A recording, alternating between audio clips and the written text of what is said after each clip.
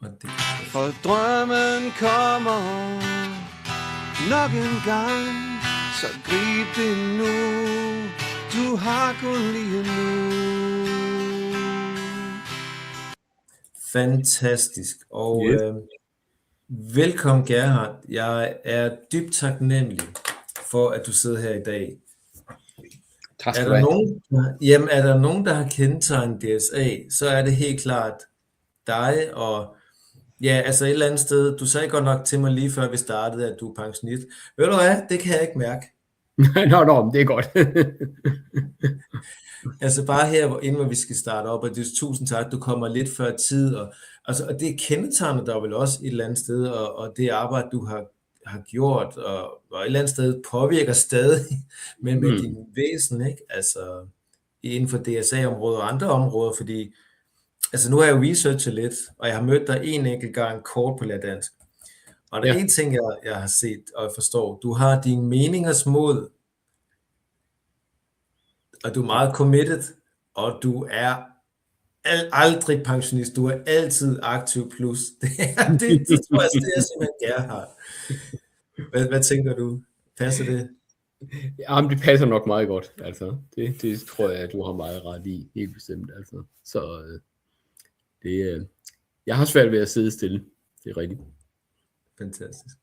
Altså, og det er også det igen, ikke? Altså, tusind tak. Du kommer her, og du vil bidrage til det her projekt med at vise, hvad DSA er, altså det her DNA, ikke? Fra 1980 til nu, fordi det er jo ikke en selvfølge, vel, at de mennesker, som har præget flygtning og sprogcenter, altså det er jo et stort, hårdt arbejde, fordi det var jo faktisk fra 0, ikke? Altså reelt set. Det var det. Det var jo et område, som da fremmedarbejderne, som det hed tilbage i 60'erne, ja, faktisk helt med ungarerne. Det er vel der, det startede i 1956, hvor der kom en gruppe borgere, som flygtede fra kommunismen, og der var man jo velkommen i den kapitalistiske verden, og skulle integreres. Det tror jeg ikke, man talte om på det tidspunkt, men som skulle bydes velkommen her i den såkaldt frie verden, og som man jo så også kunne gøre et eller andet ved på dansk undervisningsområdet. Og man havde jo ikke noget, altså. Og det man så ligesom fandt på, og hvor det jo levede i ganske mange år derefter, det var jo lægget ind i folkeoplysningen. For det havde man jo. Og man havde jo oplysningsforbundene, som jo på det her tidspunkt var små bitte enheder rundt omkring i landet, med en tæt tilknytning til de politiske partier. Så det var der, man lagde ind og udviklede sådan gradvist ud fra, men jo også med en ekstrem forskellighed, afhængig af, om man nu sad i Vorbasse eller i Hillerød, ikke? Fordi der var ikke nogen fremstilling, der var ikke nogen bekendtgørelse, der var ingen lovgivning, der var sådan set ikke noget. Nej. Så er det for meget sagt, altså i reelt set, du og så I andre, der startede i 1980'erne, I har faktisk opfundet manualen til dybest set, hvordan gør vi egentlig, som vi gør i dag? Altså, det er jo faktisk, det er jo meget smukt, ikke? Er det rigtigt? Altså... Ja, men det er rigtigt, at det skete op igennem. Jeg startede på området i 1985, og der var der heller ikke ret meget. Der var begyndt at komme en enkelt danskprøve, den der sidenhen er blevet til prøve. Den der sidenhen er blevet til studieprøven, som jo var sådan vokset ud af studieskolerne i virkeligheden. Og som var det eneste, og dybest set jo var sigtepunktet for alle, som kom ind på det her område, uanset om man kom totalt uden skolebaggrund, eller kom som professor i fremmedsprog, og mestrede 4 sprog i forvejen, eller hvad man nu gjorde, ikke? Så man kan sige, det der med at få delt det op i det, der så blev til 3 danskuddannelser, med nogle forskellige målsætninger, med nogle læseplaner, kunne vi jo kalde det, altså med nogle bekendtgørelser, og nogle niveauer og nogle mål, var jo nyt, og er jo et sådan, jeg kan ikke huske, hvornår vi kom ind, men vi er jo i 90'erne, altså. Lad mig se, da opgaven blev taget ud af kommunerne den 1. januar 1999, der kom jo ligesom den første sådan mere grundige beskrivelse af dansk uddannelsesområdet. Og der kom den der tanke med at dele op de 3 danske uddannelser, og dele op i moduler i virkeligheden. Ja. Altså, hvordan kom du egentlig ind i DSA-området? Det var sgu tilfældigt. Jeg underholdt med det, da jeg holdt afskedsreception i Dansk Flygtningehjælp for de her 3 år siden, hvor jeg sagde, og det tror jeg var helt generelt, altså det der med elevplaner, og man sigter på, og man ved som 14-årig, jeg kunne godt tænke mig at være kommunaldirektør i Brønshøj, det er der jo ikke nogen, der har, for fanden. Altså, livet består af tilfældigheder. Jeg kunne se for mit eget vedkommende, skulle jeg nu vælge det ene eller det andet studium, det var dybt tilfældigt. Jeg har 2 døtre, jeg kan huske den ene af dem, hun sad der og valgte, skal jeg nu læse samfundsvidenskab, eller skal jeg læse en ingeniøruddannelse? Og den anden, hun havde den tilsvarende sådan, tvivl, der var det mellem at læse medicin og læse samfundsvidenskab. For mit vedkommende, der var det sådan, jeg var uddannet i samfundsfag og dansk, havde en cand.mag.grad i det, og da jeg blev færdig med det i 82, der kunne man fodre grise med samfundsfagsfolk og mindst lige så meget med dansk folk.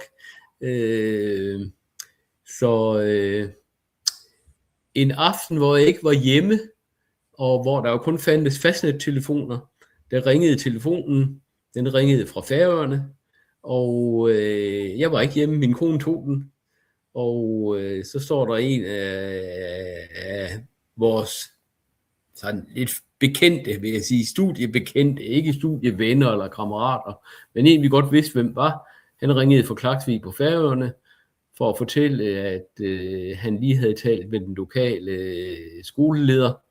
Det var sådan noget gymnasieagtigt. Og de havde en lærer i dans, der lige var sprunget fra. Han var simpelthen ikke mødt op der til august. Nu manglede det en, kendte vi nogen.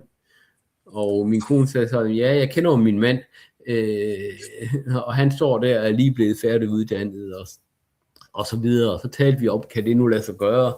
Det var sådan, jeg kom ind i undervisningen i dansk som fremmedsprog, har det jo så været teknisk set på Færøerne. Wow. Og det var jo folk, der allerede kunne rigtig meget dansk, altså. På det tidspunkt var den mest solgte avis Ekstrabladet, hvis jeg husker rigtigt, eller også var det BT på Færøerne. Og det mest brugte ugeblad var Se og Hør. Og så der var jeg så et års tid, så kom jeg hjem, og der var stadigvæk ikke noget gymnasiejob andet sådan på timebasis. På det tidspunkt begyndte iranerne og palæstinenserne at komme til Danmark som flygtninge. Ja. Og den lokale sprogskole, som var sådan en flygtningehjælpsskole, som havde aftale med kommunen om det, søgte så lærere. Og jeg kan sige, jeg kom jo med en konkurrencefordel, fordi jeg havde altså altid prøvet at undervise nogen i dans, som ikke havde dans som modersmål, og kom inden for det her område, som jeg så blev i de næste 35-40 år. Og på en måde, sådan som jeg kan mærke det på dig, altså selvom du er, jeg kalder dig jo aktiv plus pensionist, altså aldrig pensionist her, altså på en måde så slipper sådan et fag der aldrig på en eller anden måde, altså det at fortælle en historie, det at være sammen med mennesker, altså det kan jeg jo både mærke på dig og til, er det ikke rigtigt? Altså, jo, altså, mødet er jo spændende og interessant. Ja. Det er det rigtig meget. Og det har jo også været spændende og interessant, det der med at møde nogen som havde nogle andre billeder ind i hovedet, som havde nogle andre forståelser, end dem, der er gængse sådan i en dansk, europæisk sammenhæng.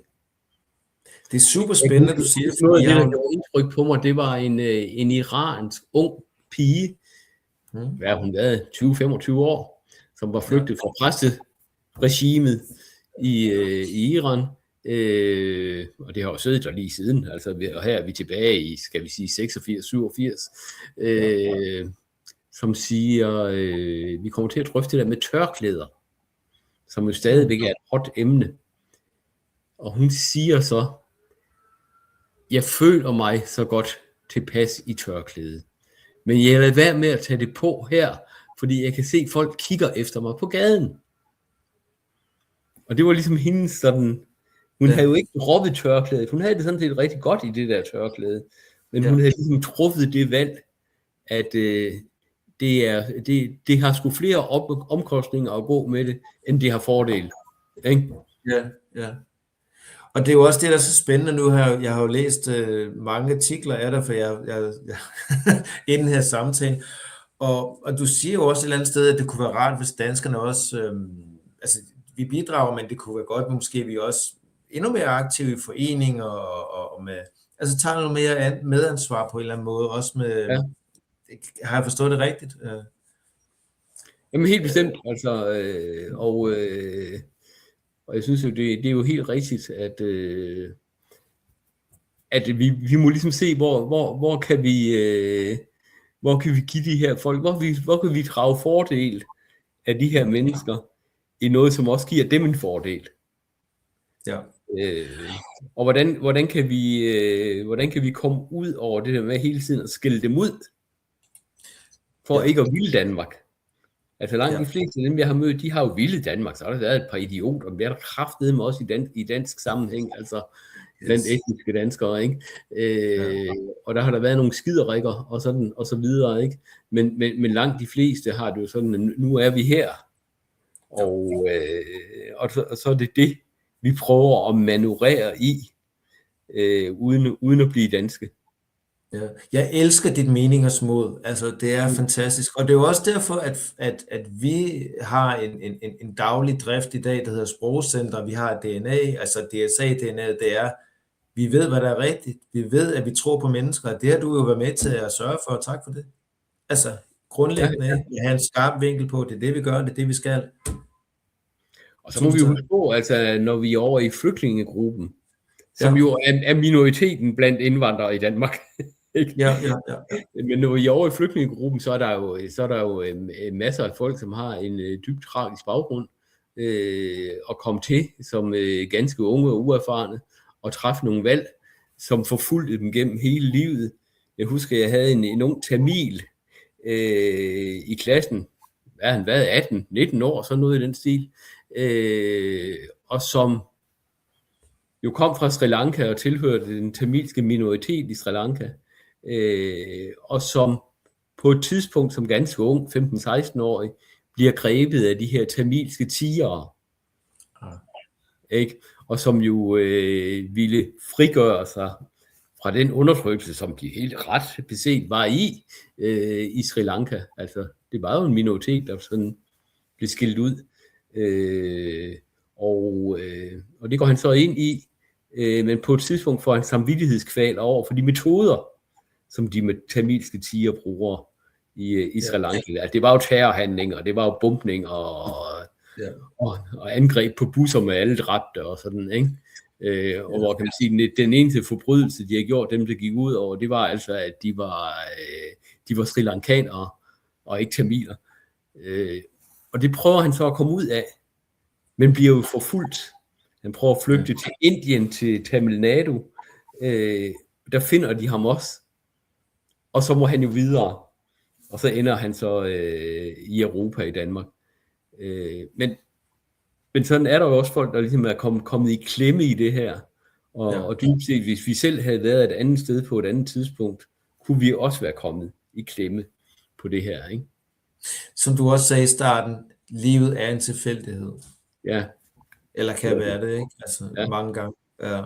Spændende. Og noget, som også virkelig er fascineret mig, det er jo, jeg har forsøgt at lave en model af det, du har, det der er din pointe omkring med, at sproget læres igennem deltagelse i virkeligheden. Nu ved jeg ikke, om det er så tydeligt, men jeg vil lige prøve at læse det op. Altså, du mener her jo, at jeg har læst, at dansk læres i hverdagen, ikke kun i klasselokalet. Altså, det gennem brug af relationer og deltagelse mellem foreninger, fritid, butik og det offentlige og arbejde. Er det rigtigt forstået? Er det det? Det er rigtigt forstået. Altså, og det jeg så vil sige, det er, der skal jo en basis til. Ja.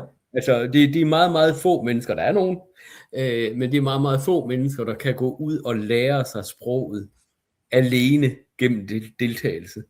Langt de fleste har brug for en formaliseret undervisning til at bygge en basis, og også meget gerne til at følge op på den praksis, de så får ude i virkeligheden. Ja. Jeg kan huske sådan, og det er jo sådan det anekdotiske i virkeligheden. Jeg overnattede på et hotel ude i provinsen. Nu lader jeg være med at nævne navne, for det kunne være hvor som helst. Og der kommer jeg så ind på det her provinshotel, fint stort hotel, og jeg er jo kørestolsbruger, er jeg jo blevet til efter et mountainbike styrt for nogle år siden, så jeg skulle have en stol ud til badet, en bænk ud til badet, lidt eller andet at sidde på, og så spørger jeg ned i receptionen, hende den danske dame, der står der, om de jo ikke har en badestol. Jo, siger hun så, jeg sender lige en mand op med den. Den mand, der så kommer, han er han iraker? Jeg tror, han er iraker. Nej, eller han er syrer. Det er i forbindelse med den store syriske invasion der. Han kommer op på mit værelse, og han taler ikke dansk. Altså ikke ud over, at han kan sige goddag og sådan. Og han taler heller ikke engelsk. Og han aner ikke, hvad han skal. Han har virkelig ingen fornemmelse af det der. Og jeg prøver jo at fortælle ham sådan på dansk, på engelsk, og med billedsprog og fakter og så videre. Og han går ud på badeværelset, og han retter lidt på toiletbrættet, og han rører lidt ved bruseren. Men han har ikke fundet ud af det jo i virkeligheden handler om. Det er den der mand, han skal have en eller anden stol, han skal sidde på, men når han skal i brusebad den næste morgen. Og der er jo nogen, der har fået den her mand sendt ud i virkeligheden på et alt for tidligt tidspunkt. Og det er jo skide synd. Altså, han har jo et nederlag af den anden verden. Ikke? Og det havde han med mig med. Han må have det nogle gange i løbet af dagen, hvis han bliver sendt ud på opgaver af den type. Og det ender jo med, at jeg må ringe ned i receptionen og sige, det var sgu en flink og rar og venlig mand, I sendte op med. Han forstod altså ikke. Og det er jo, og det siger jo lidt om det der med, at man kan jo ikke generelt bruge det der med meget, meget, meget hurtigt ud i job, og så ikke andet. Ja. Og jeg læste også igen, du er jo de meningers mod, og det er spændende de ting, du siger og skriver om. Igen, tak fordi du har præget det, jeg sagde. Det er virkelig fint. Altså, det er jo grund til, at vi sidder her i dag jo også, så tak for det.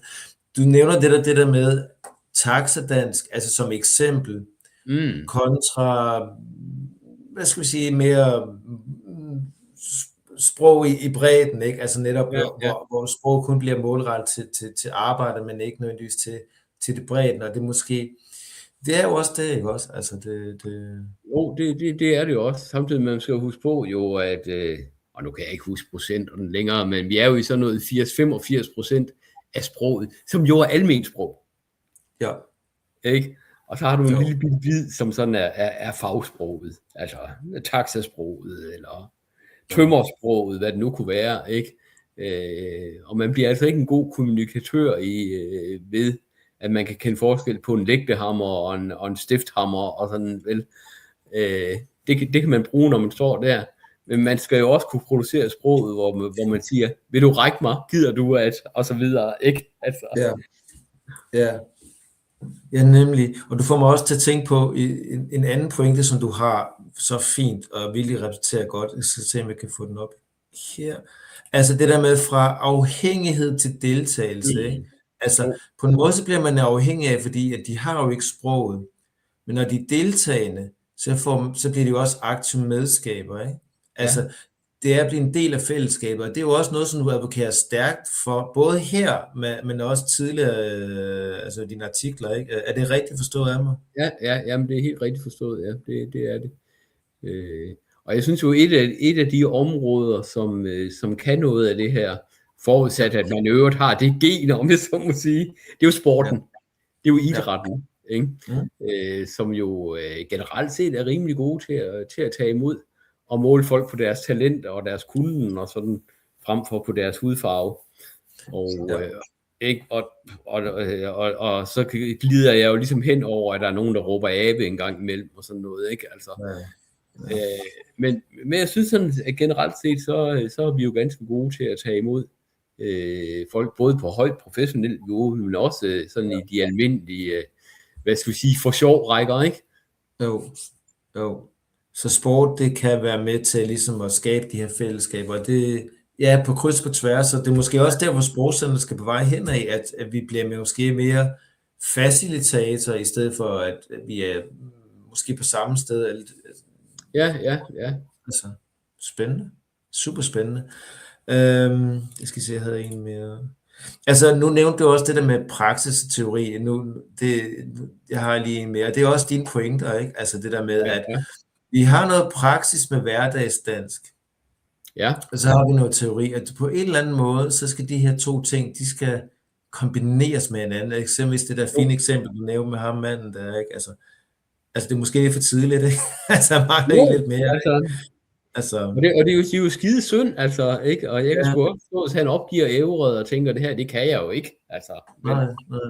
Så kan man det jo ikke, når man ligesom er kommet dertil, hvor jeg siger, det kan jeg ikke. Så er det jo ligesom stilleopfyldende, ikke? Altså. Ja.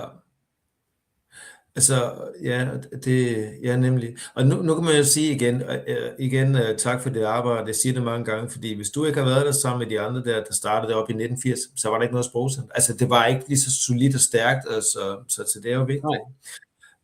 Og så er det jo også et dilemma mange gange med system kontra læring og dokumentation, ikke? Og det er jo det der med, jeg ved også, du er en stor advokat for, at det skal være balance mellem dokumentation og kontrol og skemaer, altså, men ja, og hvordan altså for meget dokumentation og kontrol tager det tid fra det vigtigste, ikke? Det er jo også noget, som du har kæmpet rigtig hårdt for, ikke? Altså. Ja.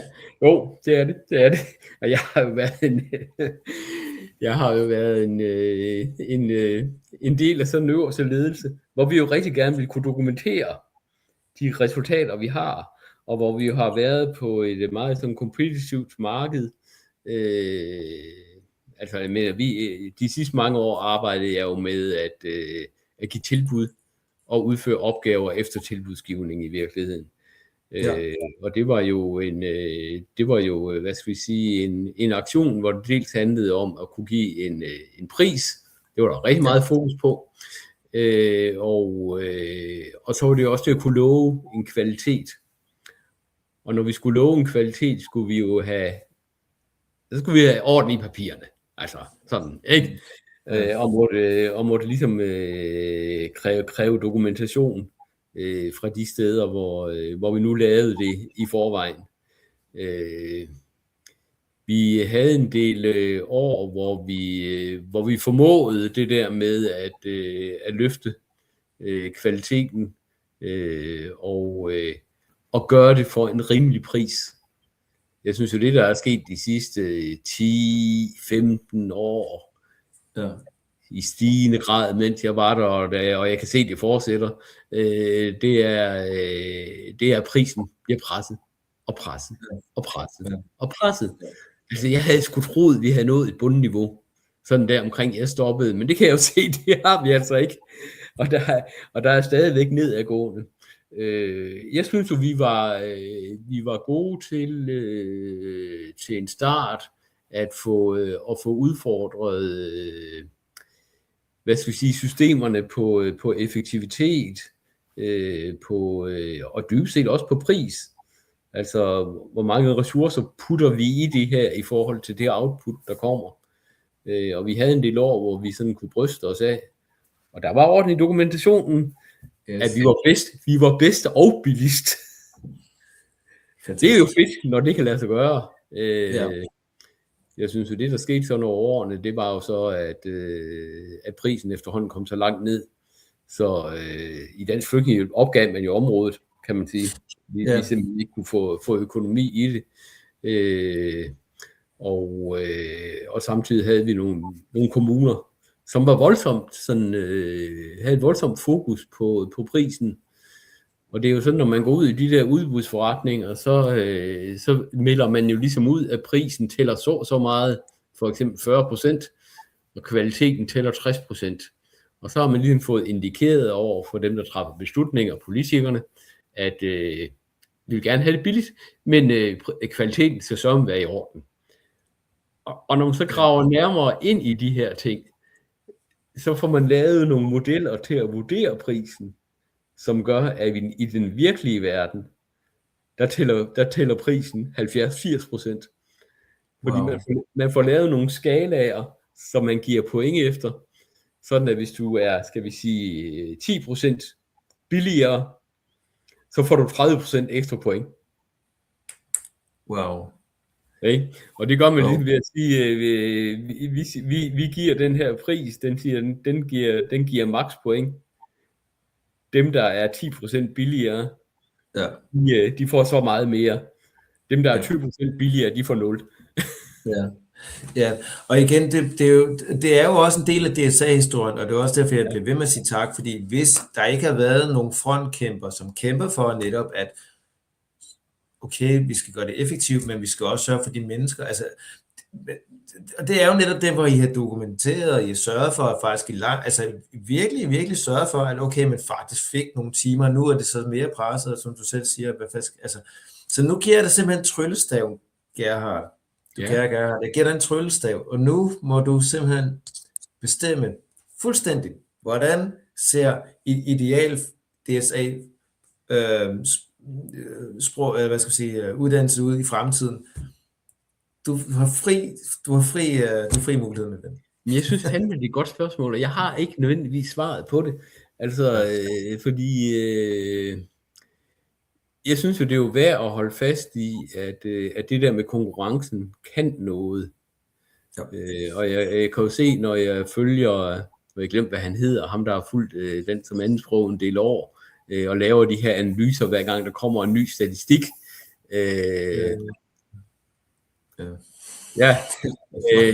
Han er aktiv på LinkedIn, kan jeg se stadigvæk. Og han peger sådan set på de samme ting, som han også pegede på for 3 og 5 år siden, at de private sprogcentre er en hel del billigere, men de er ikke dårligere. De kommunale sprogcentre er en hel del dyrere, og de er lige så gode, eller lige så ringe, altså ligesom ikke. Det er interessant. Du kan ikke ligesom finde en kvalitetsforskel, som siger, at hvis vi gør det billigt, så er det skidt, og hvis vi gør det dyrt, så er det rigtig godt. Så der er jo et eller andet der, hvor det er konkurrencen, der skal skrælle fedtlaget af i virkeligheden. Og samtidig så ser vi jo priskonkurrencen som hvad skal man sige, som den også er med til at underminere området. Altså vi æder vores egen hale på en måde, ligesom hunden. Ja. Det gør vi. Ja. Så jeg har sgu ikke svaret. Og så kunne man vælge at sige, jamen, skal vi have en strammere styring på det her i virkeligheden? Skal vi have det centrale integrationsministeriet i danskundervisningsenheden der ind og styre det her? Det er jeg langt fra sikker på, altså, fordi jeg tror, det bare giver et øget bureaukrati. Så lad mig spørge på en anden måde, at det er super spændende, og igen, der findes ikke et enkelt svar, fordi mennesker er kompliceret, og det er en rejse. Hvad vil det være bedst? Hvad er idealet for kursisten, hvis det giver mening? Altså, hvad er den bedste studenters rejse for kursist? Altså. Idealet for kursisten er at få lært sig sproget, så han kan gå ud og blive en del af samfundet. Gerne i job, altså, ikke? Ja, men altså, jeg mener, hvor får du anerkendelse hen her i livet? Det gør man sgu jævnt hen på job. Og hvis man er rigtig god til noget andet, så er det jo noget joblignende noget i virkeligheden. Altså dem, der er pisse gode i fodbold, de får jo så også løn for at spille, ikke? Altså, og sådan, altså, jeg sad jo sammen med Videnscenter for Integration i Flygtningehjælpen, og det var jo især fokuseret på traumatiserede flygtninge. Og det var ikke en forskningsenhed, men det var jo sådan et videnscenter, som jo bare skralder, som bare skovler, hvad laves der øvrigt af forskning, og hvad er konklusionerne og sådan. Og på et tidspunkt med nogle midler til at lave sådan et summary af summaries. Altså et summary af de konklusioner, som man var nået frem til de summaries, som man havde lavet i forskningslitteraturen på det her med, hvad er det, der giver,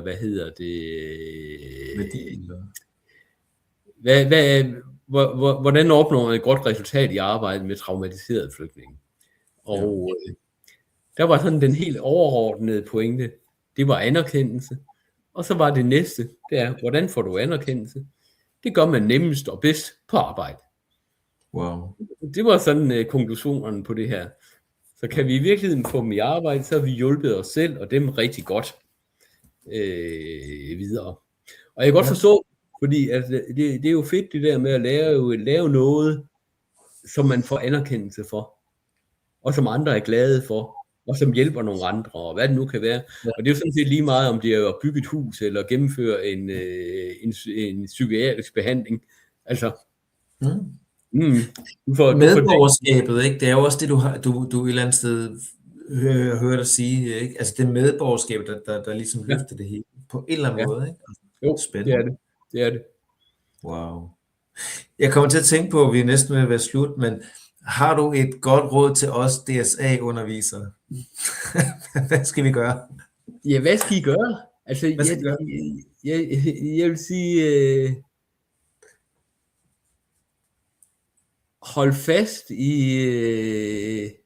i det der med at få undervisningen virkelighedsorienteret, og finde en vej, hvor den enkelte kan profitere af både at gå på sprogcenter, gå i skole, og så have et liv ved siden af, hvor man får brugt det danske. Og rigtig gerne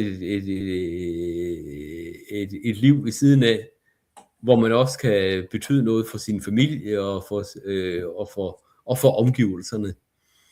Altså det er jo tragisk det der med de her familiefædre, der kommer herop, og så ikke kan fortsætte med at forsørge familien. Fanden, det har jo været det, de har tænkt på hele livet, og det gik jo sådan ok, indtil de så af en eller anden grund blev nødt til at flytte sig. Og nu kommer så kvinderne herop, de hjemmegående kvinder, og de klarer sig sådan set meget godt. Men de laver sgu stadigvæk mad og vasker tøj. Og de får da anerkendelse for det, og sådan, ikke? Og de har et kvindefællesskab sammen med de andre fra samme nationalitet, samme retning, samme religion, hvad det nu måtte være. Mens mænd, de løber rundt der og ligner sådan lidt en undskyldning for sig selv. Og derfor nogle gange må råbe lidt højt, ikke? Jo, og det kan jeg rigtig godt lide ved dig. Du vil gerne have, at alle skal vinde. Og det er jo smukt. Altså, det bærer dig også. Og igen, din passion, den er til stede.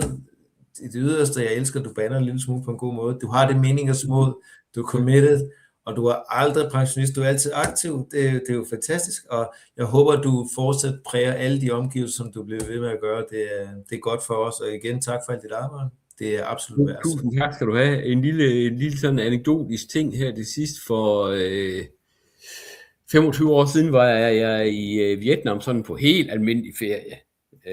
Den yngste datter var ude at rejse i Østen og rejste alene rundt derovre. Vi skulle så over og møde hende i Vietnam. Og vi tager så op i den nordlige del af Vietnam, sådan op mod den kinesiske grænse, op i bjergeområdet derop. og hyre en ung kvindelig guide til at vise os rundt og fortælle områdets historie og sådan. Og vi går rundt der, hende her, hun er 16 år, 17 år, sådan noget. Og vi går rundt der og kommer forbi en skole. Så spørger min kone sådan naivt, hvad så, har du gået i skole der? Nej, siger hun på engelsk. Fint engelsk. Jeg har aldrig gået i skole.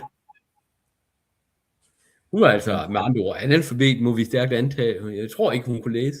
Men hun havde jo et rigtig godt liv der. Og hun var jo den, der forsørgede familien på 10. Ikke? Okay. Brødre og søstre og forældre og så videre. Så kunne jeg ikke lade være med at tænke, hvis det nu skulle ske katastrofen, at hun kom til Danmark. Så hun blive indplaceret på dansk uddannelse 1, og skulle i gang med at blive alfabetiseret. Ja.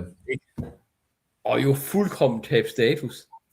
Ja. Hun havde jo høj status her. Altså hun kunne sgu noget, ikke? Og hun gjorde det tæske godt, altså. Og så kommer man her, ikke? Og er noget helt andet. Det er rigtigt. At flytte fra et sted til det andet sted, det giver en anden dimension. Men ved du hvad, Gerhard? Jeg tror, uanset hvor du er henne i verden, så vil du stadig have den samme gode status.